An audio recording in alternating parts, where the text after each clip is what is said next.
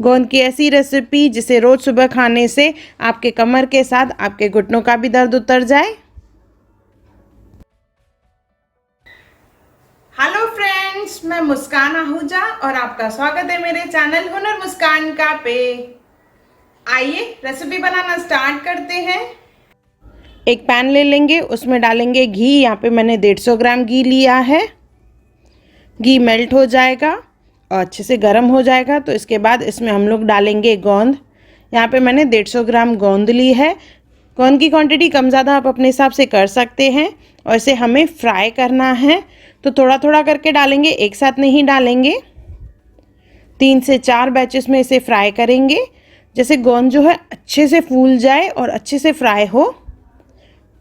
जैसे साबूदाने के दाने रहते हैं उसी तरह से ही ये गोंद जो है अच्छे से फ्राई हो जाएगी और काफ़ी क्रिस्पी हो जाएगी।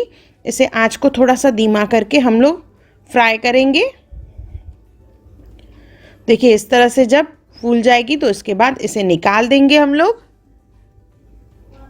इसी तरह से ही थोड़ी थोड़ी बैचेस में हम लोग इसे फ्राई करेंगे। और ये गोंद जो है 150 ग्राम है, जो कमर के घुटनों के दर्द के लिए बहुत ही बढ़िया रहती है। मैंने गोंद को अच्छे से फ्राई कर दिया है, अभी ठंडा करने के लिए रखा है। जब तक ये ठंडा हो तब तक आगे रेसिपी को बढ़ाते हैं हम लोग। सेम पैन लिया है, उसमें अभी मैंने यहाँ पे 350 ग्राम घी डाला है। घी को अच्छे से पहले गर्म कर देंगे। इसके बाद इसमें डालेंगे खसखस यानी पॉपी सीड्स, 3 चम्मच है, 50 ग्राम। हल्का हल्का भून लेंगे इसे कुछ सेकंड्स के लिए सिर्फ। इसके बाद इसमें डालेंगे हम लोग 800 ग्राम आटा। गेहूं का आटा लिया है। आटा जो है थोड़ा सा मोटा होना चाहिए, उससे लड्डू बहुत ही बढ़िया बनते हैं। इसे अच्छे से मिक्स करते हुए भूनेंगे। आंच को मैंने मीडियम रखा है अभी। जैसे आटा और घी जो है अच्छे से मिक्स हो जाए और आंच को बिल्कुल धीमा कर देंगे और धीमी आंच पे ही हमें इसे भूनना है। पर जब स्टार्टिंग में जब हम लोग आटा डालेंगे तभी आंच तेज़ होनी चाहिए। आटा डालने के बाद आंच को बिल्कुल धीमा कर देंगे और पूरा प्रोसेस जो है धीमी आंच पे ही करेंगे। इससे जो लड्डू है बहुत ही बढ़िया बनते हैं। यहाँ पे मुझे घी कम लग रहा है तो मैं यहाँ पे 50 ग्राम और घी डाल रही हूँ। ये रेसिपी में मैंने टोटल 550 ग्राम्स घी यूज़ किया है। पहले 150 ग्राम, फिर 350 ग्राम और 50 ग्राम और। अभी बिल्कुल धीमी आंच पे धीरे धीरे इसे अच्छे से भूनना है। जितना आटा अच्छे से भूनेंगे लड्डू उतने ही बहुत ही बढ़िया बनेंगे।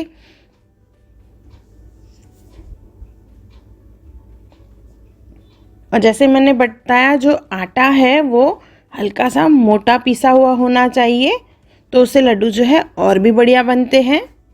आप चाहें तो नॉर्मल आटे से भी बना सकते हैं। हल्का सा मोटा होना चाहिए, दरदरा नहीं होना चाहिए आटा। देखिए जैसे जैसे इसे भूनेंगे तो इसका कलर जो है डार्क होता जाएगा। आगे मैं आपको बताऊंगी कलर बराबर हुआ है कि नहीं, किससे मैच करें हम लोग इसे, क्योंकि बहुत जनों को कन्फ्यूजन होता है। आटा तो भून लिया हमने, पर वो आटा कितना हमें भूनना है वो कैसे चेक करें मैं आपको वो भी बताऊंगी। देखिए जैसे जैसे भून रहे हैं उसके बाद घी भी निकलना चालू हो जाएगा इसका। और आंच को मैंने बिल्कुल धीमा ही रखा है।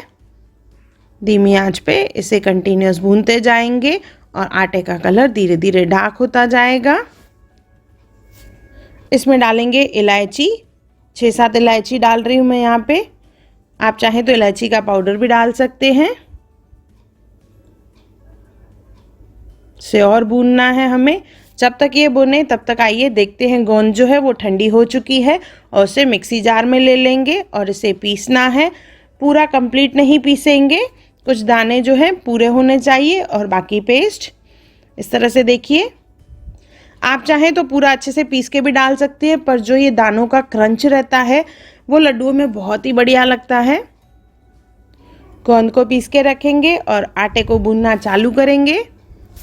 जैसे जैसे भूनते जाएंगे इसका कलर डार्क होगा और इसे अभी हमें करना है चेक। तो इसे चेक करने का एक सिंपल सा तरीका है। घर में आलू सबके रहता है, तो आलू लेना है और इसके कलर से मैच करेंगे हम लोग आटे का कलर। यह अभी लाइट है तो हम लोग इसे और भूनेंगे।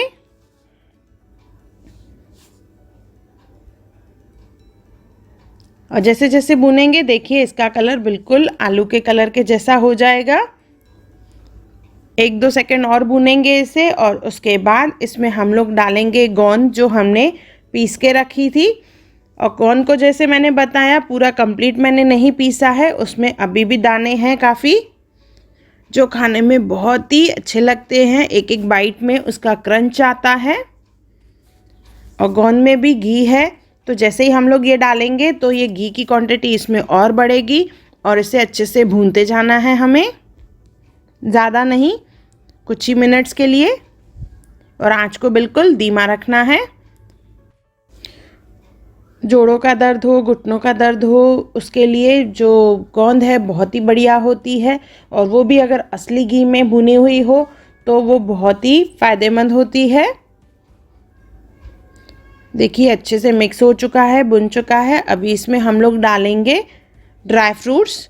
ड्राई फ्रूट्स की क्वांटिटी कम ज़्यादा हम लोग अपने हिसाब से कर सकते हैं। 3 चम्मच के करीब मैंने यहाँ पे किशमिश लिया है, 10 से 15 काजू लिए हैं, अखरोट 3 चम्मच के करीब, पिस्ता वो भी 3 चम्मच के करीब लिया है। बादाम की क्वांटिटी थोड़ी ज़्यादा ली है मैंने, जो 5 चम्मच के करीब है। सब ड्राई फ्रूट मिला के 1 बाउल के करीब है। और जैसे मैंने बताया क्वांटिटी कम ज़्यादा आप अपने हिसाब से कर सकते हैं। यहाँ पे मैंने किशमिश, काजू, बादाम, अखरोट और पिस्ता लिया है। आप चाहें तो सिर्फ काजू और बादाम भी डाल सकते हैं, किशमिश, काजू, बादाम भी। ये हमारी चॉइस के हिसाब से हम लोग चेंज कर सकते हैं, इवन क्वांटिटी भी। अच्छे से मिक्स कर देंगे, गैस को ऑफ करना है हमें। और इसके बाद इसमें डालना है हमें शक्कर। तो शक्कर को हम लोग पीस के डालेंगे, पर ध्यान रहे गैस को पहले ऑफ करना है। और इसमें शक्कर डालेंगे, 400 ग्राम पीसी हुई शक्कर डालनी है। इसे अच्छे से मिक्स करना है। इसे नीचे उतार देंगे, मिक्स करेंगे। और ये जो मिक्सचर है पूरा एक अलग बर्तन में ले लेंगे, क्योंकि वो बर्तन जो है काफ़ी गर्म है, जिससे शक्कर बहुत मेल्ट हो जाएगी। तो हमें शक्कर को मेल्ट नहीं करना है, तो इसे हम लोग निकाल के दूसरे बर्तन में ले लेंगे। ये बहुत ही गर्म है, ध्यान से इसमें से लड्डू बनाने हैं हमें, जैसे हमारे हाथ जले नहीं। तो कुछ सेकंड्स छोड़ेंगे पहले इसे, क्योंकि काफ़ी गर्म है, ये टाइम पे लेंगे तो हाथ जल जाएंगे। तो इसे हल्का हल्का घुमा लेंगे, जैसे थोड़ा सा ये ठंडा हो जाए। और जब हाथ में उठाने लायक होगा तो उसके बाद इसे उठाएंगे और इसमें से हमें जल्दी जल्दी लड्डू बनाने हैं। से पहले इसे अच्छे से मिक्स करना है, जैसे शक्कर, आटा और ड्राई फ्रूट बहुत ही बढ़िया से मिक्स हो जाए। और ये अभी हल्का हल्का ठंडा होना भी स्टार्ट हो गया है। तो देखते हैं इसमें से लड्डू बना पाते हैं कि नहीं। तो थोड़ा सा पोर्शन पहले ले लेंगे। ये अभी भी काफ़ी गर्म है, तो और थोड़ा ऐसे ठंडा करके फिर लड्डू बनाएंगे, नहीं तो हमारे हाथ जलेंगे। देखिए इस तरह से लड्डू बनाने के बाद इसके ऊपर हम लोग लगाएंगे ड्राई फ्रूट्स। यहाँ पे मैंने मिक्स ड्राई फ्रूट लिए हैं, जो जो डाले थे वही ड्राई फ्रूट्स मैंने थोड़े से अलग करके रखे थे। और हल्के से प्रेस करके इस तरह से देखिए लड्डू बनाएंगे। ये दिखने में बहुत ही बढ़िया लगते हैं और खाने में भी बहुत ही टेस्टी।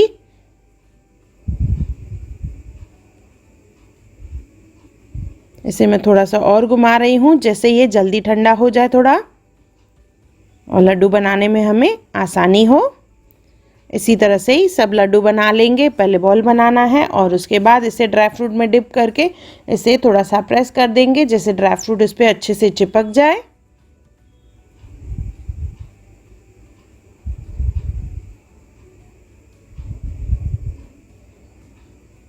ये दिखने में भी देखिए कितना बढ़िया लग रहा है।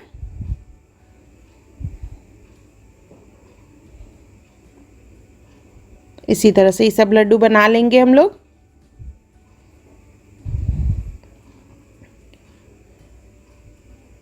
ये हमारे गोंद के आटे के लड्डू तैयार हैं।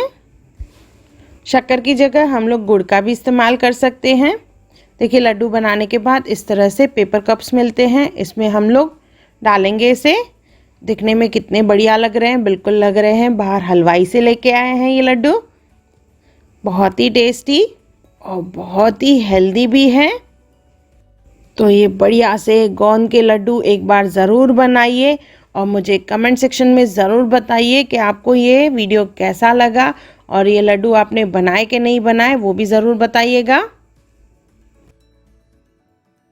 अगर आपको मेरी वीडियो पसंद आई हो तो उसे लाइक करें, मेरे चैनल को सब्सक्राइब करें, इंस्टाग्राम पे ज़रूर फॉलो करें और मेरी वीडियो को ज़्यादा से ज़्यादा शेयर करें। और मेरा वीडियो देखने के लिए थैंक यू। अगर आपने मेरे चैनल को सब्सक्राइब नहीं किया हो तो ज़रूर सब्सक्राइब करें।